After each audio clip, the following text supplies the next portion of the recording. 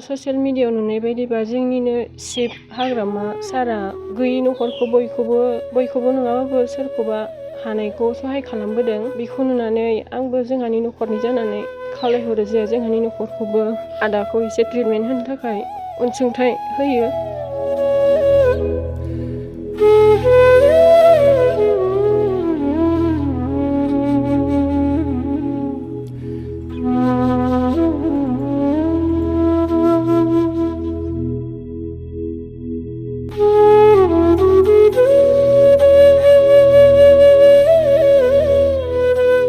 दा जोङो नुबाय थादों मबाइलफोराव ससियेल मिडियायाव जोंनि हाग्रामा सारआ गैयि गोरिबफोरखौ गोबां सहाय खालामदों।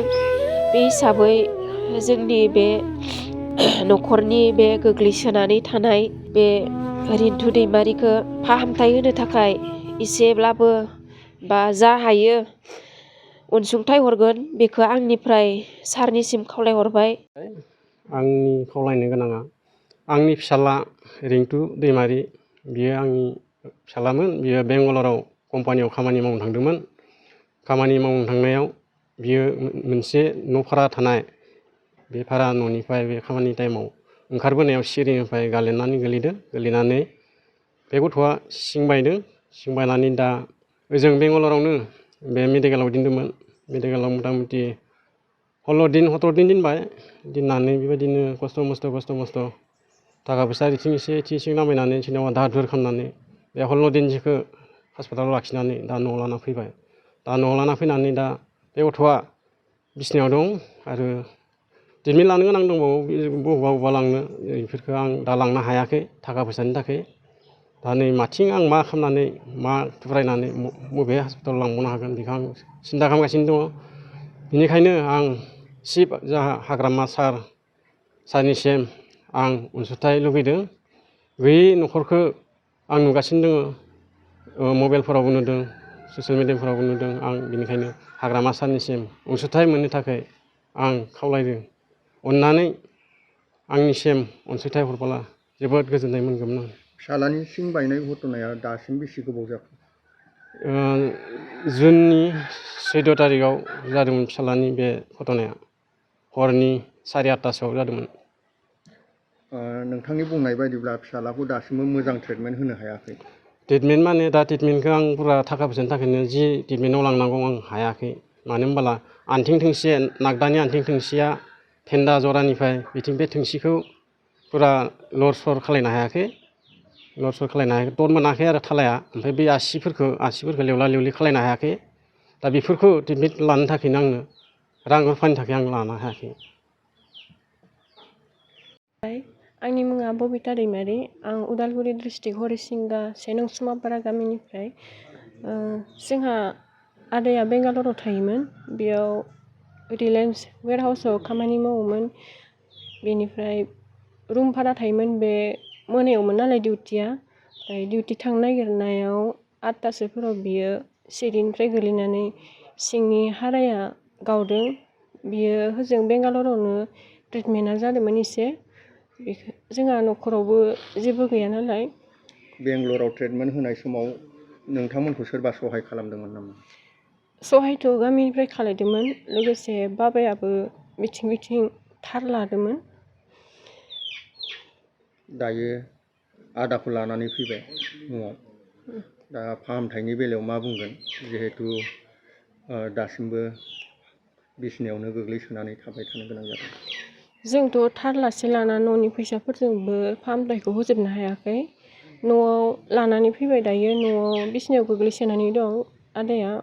जों दायो जेखिनि ट्रिटमेन्ट लानांगौ बेखिनिखौ लाजोबनो हायाखै।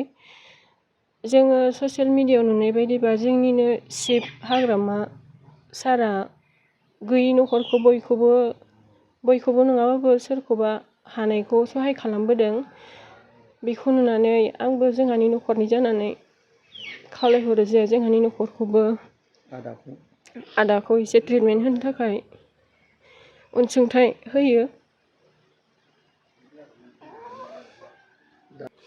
गोब्राबाथ' जोंहा आदायानो बेंगालराव थानानै न'खरखौ नायदोंमोन नालाय।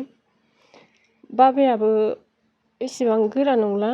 माने आथिङाबो बेहा बायदोंमोन ना दायो गोरा खामानि मावनो हाया आरो हाजिरासो मावो बेबो सानफ्रोमबो हाजिरा मावनो मोनबाय थाया अखा बांखा फैबाबो मोना नालाय हाजिराखौ बिदिनोमोन दा बिथाङा मोनसे जाथाय जानानै बिसिनायाव गोग्लैसोनानै दङ दा ट्रिटमेन्टनि थाखाय नोंथाङा हाग्रामा महिलारिनियाव सहाय नागिरदों औ जोंनि बे हाग्रामा सारखौ खावलायहरो जे जोंहानि न'खरखौबो अनसायहरगोन होननानै गोजोननाय थागौमोन बे बेलायाव आङो बिथांमोननि न'खराबो गैया नालाय जोबोद दुखुआव गोग्लैनानै दङ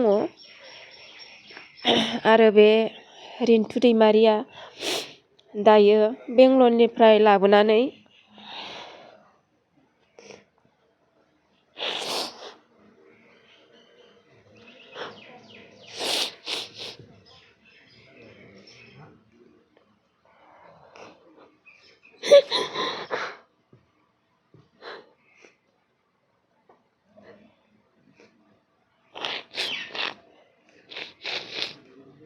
फाहामथायनि थाखाय नोंथाङा दा मा बुंगोन दा जोङो नुबाय थादों मबाइलफोराव ससियेल मिडियायाव जोंनि हाग्रामा सारा गैयि गोरिबफोरखौ गोबां सहाय खालामदों बे हिसाबै जोंनि बे न'खरनि बे गोग्लैसोनानै थानाय बे रिन्थु दैमारिखौ फाहामथाय होनो थाखाय एसेब्लाबो बा जा हायो अनसुंथाइ हरगोन बेखौ आंनिफ्राय सारनिसिम खावलायहरबाय आरो बिथांमोननि न'खरनि जानानै सारा बे अनसुंथाइखौ हरोब्ला आंनिफ्राय जोबोद गोजोननाय थागोन आरो साबायखर बावहरनाय थागोन